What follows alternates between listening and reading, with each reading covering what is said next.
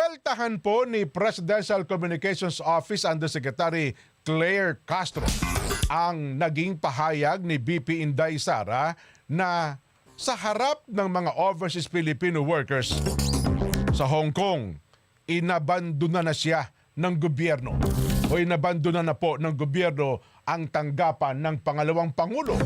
Sa nasabing event ay pinasalamatan ni BP Sara ang mga OFW sa kanilang suporta sa kanya at sa kanyang kasama, gayon din sa mga programa at proyekto ng OVP.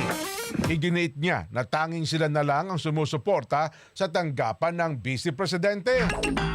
Sa press briefing sa Malacanang, sinabi po ni Yusek Claire Castro na nagpapaawa lang si BP Sara.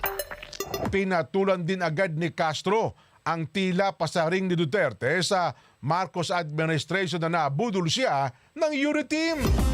Hindi rin kumbinsido ang opisyal na walang inindorsong kandidato si BP Sara para sa 2025 midterm elections. Pakinggan natin si Yusek Claire Castro.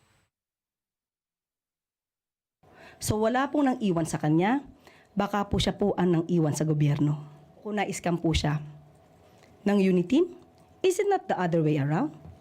Hindi naman po siguro inakala din ng miyembro o ng mga miyembro ng UNI-team na mabilis magagastos ni VP Sara yung 125 million pesos na confidential funds in just 11 days.